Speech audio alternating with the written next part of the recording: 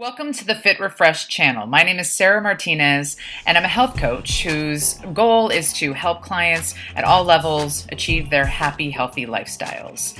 Every week I like to go with a new topic to give you guys the most information possible, and today the topic is why do weight loss plateaus happen and how can I avoid it?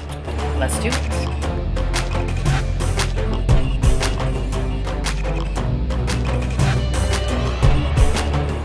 All right, great. Let's get started. So first thing I want to encourage you guys, please, wrong way.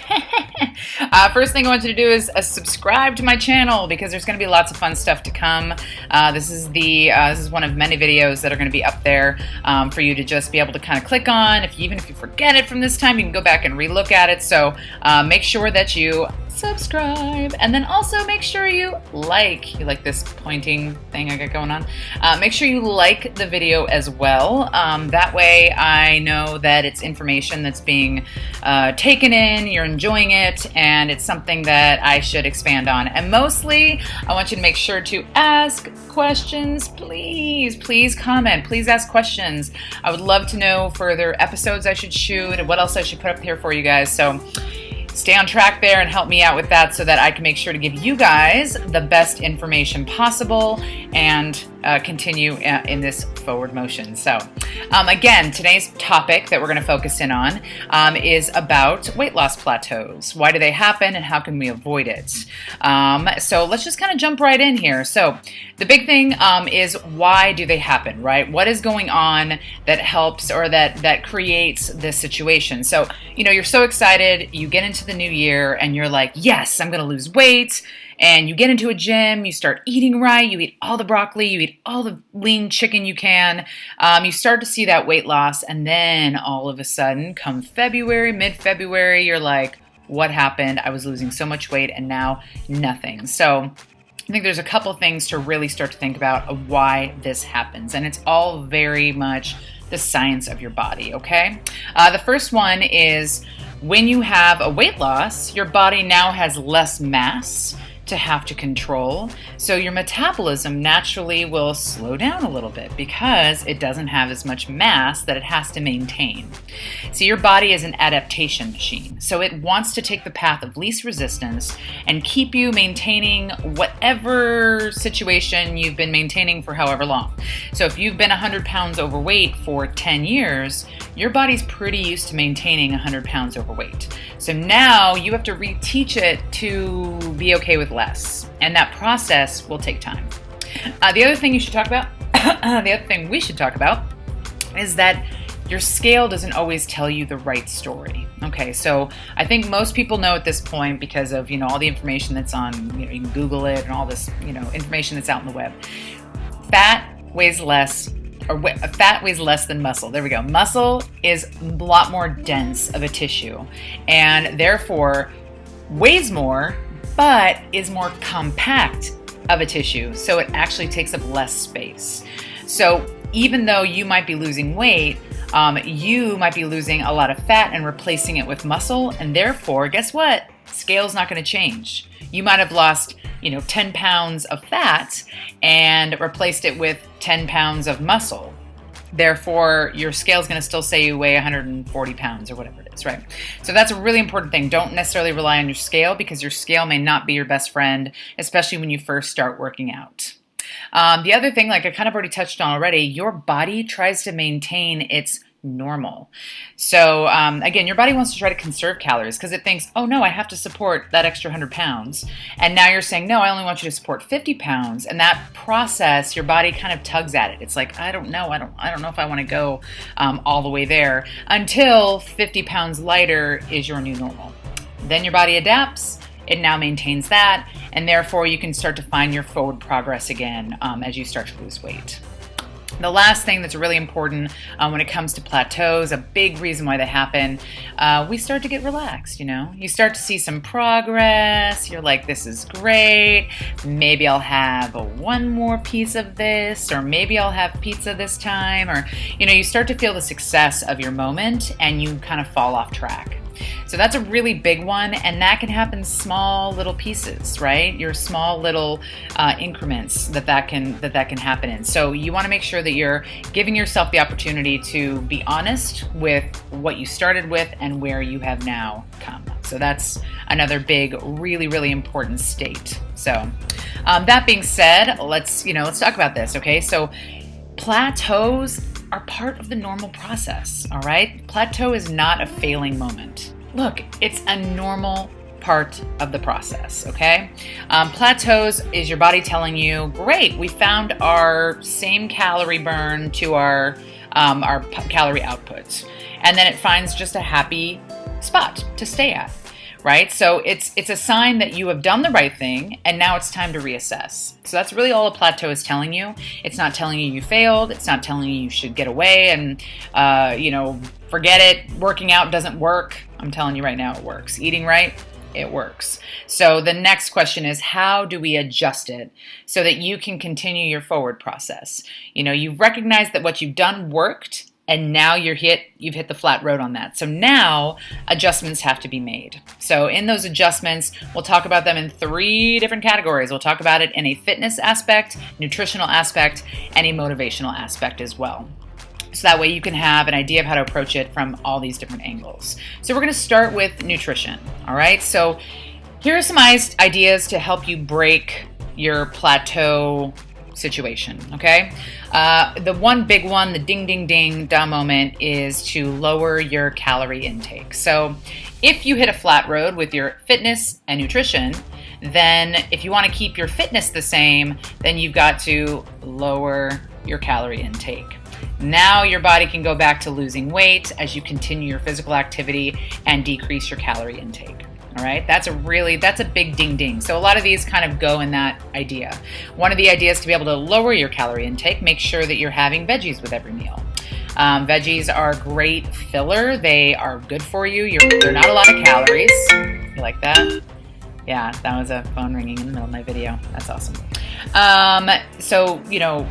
Veggies are not a lot of calories. Your body processes them very well, and then they're also very filling. It takes a while for your body to break it down, so it's a great filler to make you feel satiated for longer. Okay. The other one is to drink more water. Isn't that just what we always say? Talk to any fitness professional and we're like, just drink more water. Water solves everything. It actually is just a huge help for your body. So having more water in your body, again, same thing. Usually dehydration is a huge reason why you feel hungry. If you're decreasing, your food intake and you're doing more exercising, you're going to be dehydrated. So make sure that you're, offsetting with some more water. Big one for our society today, cut back on carbs. What's a carb, So carbs are, not necessarily needed in huge quantities by your body. Now, there's certain people that is different for based on, what your needs are. If somebody needs to gain weight opposed to somebody who wants to lose weight. But cutting back on carbs will be a huge help and help you with, again, lowering your calorie intake to help, create that downward weight loss again. The other one, like I said before, tracking your calories. Okay, so when you start a process and you're trying to stay in 1,500 calories, you start to see success, and then all of a sudden now you're having 16, now you're having 17, now you're having 18. It starts to add up. So retracking your calories is going to help you get on track. It's going to help you kind of find that happy place again.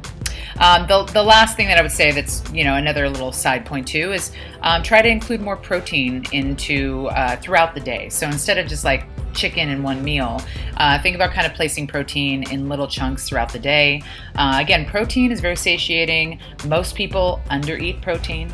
It's a very, and protein comes in non-animal form and in animal form, obviously. So even if you're vegan, vegetarian, carnivore, whatever you are, there's lots of protein to be had for you. So finding that protein is really, really important because that will also give you that feeling of satiation.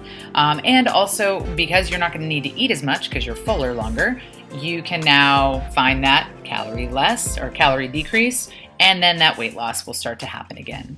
And that's the idea if you are not dealing with, if you're not going to have any change in your physical activity, which is what we'll talk about next. So the next segment to look at is fitness. What can you do with your fitness, right? So again, going back to it, if you are, nutrition and fitness are the same and you have been doing the same thing and you plateau, then now you need to increase your fitness so that you can, and even if you kept your calories the same, but you increase your physical output, you're going to lose weight, right? So that change is going to be a difference. So if you're already at 1,500 calories and you're like, look, I am not decreasing my calories anymore, then recommendation, add in an extra day of workout, right?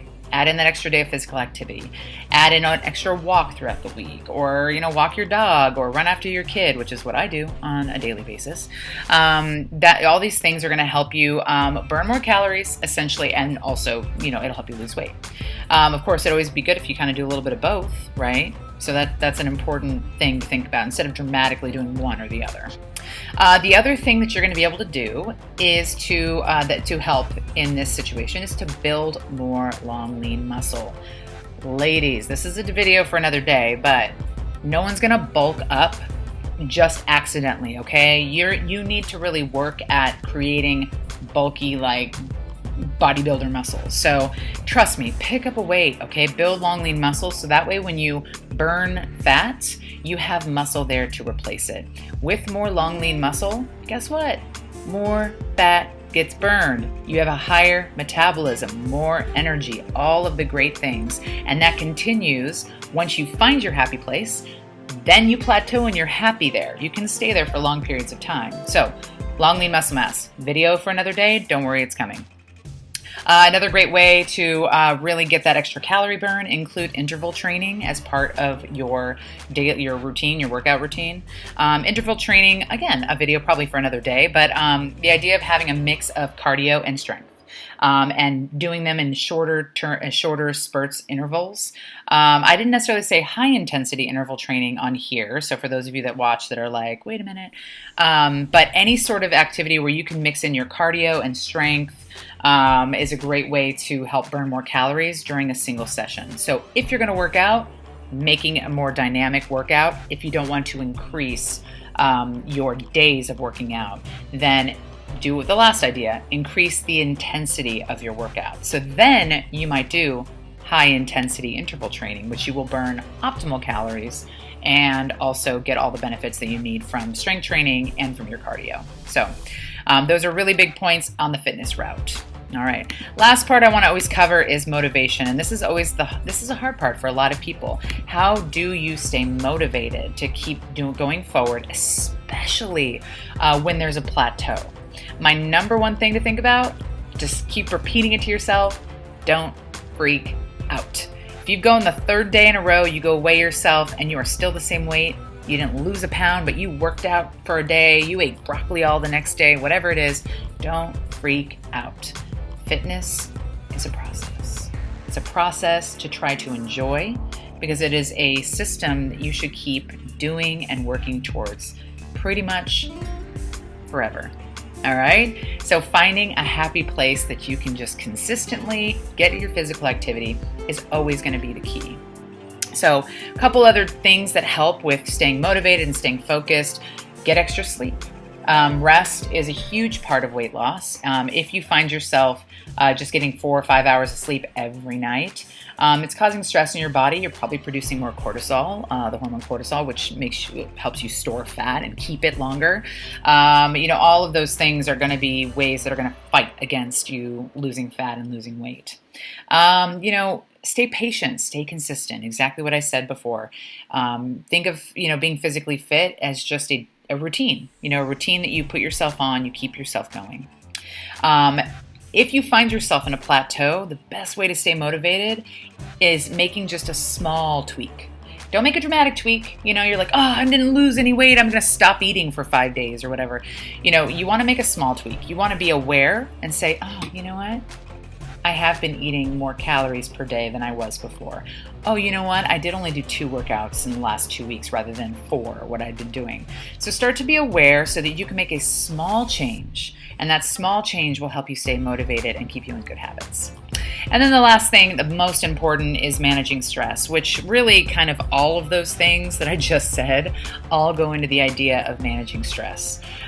You sleep better, you're going to be less stressed out. Staying patient and consistent means you're not going to allow the small things to make you sweat, right? And then making small choices, again, that will help de-stress you because it's not this dramatic thing that has to happen. So those are the main points as far as as fitness, nutrition, and motivation go. Huge ways to keep yourself from plateauing, or if you do, remember, don't freak out. All right.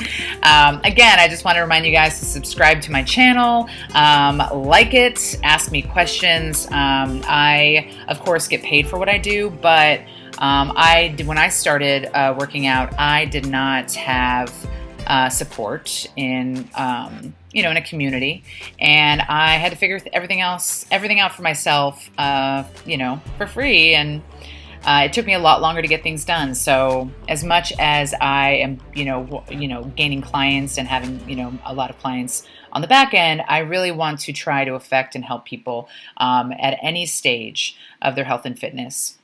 And so, yeah, so bug me, ask questions. My website is, if I do that, it's not, look at that. My website is right there, so you can check out my website. I have lots of information on there about myself and about the company. And yeah, this is really, I'm really excited to get this going and have this YouTube channel just really take off. So thanks for tuning in. If you're watching this, 10 years from now, this was the beginning, baby. Note, I do live coaching sessions on Thursdays at 8 p.m. Eastern Standard Time, and it's always on the topic that I'm going to post this video about. So tonight, it's February 6th, I'm going to be talking about this exact topic online. So if you ever want to come in and talk to me in person about the same subjects, again, follow me on Instagram, Facebook, and keep updated with the next live events. All right, till next time.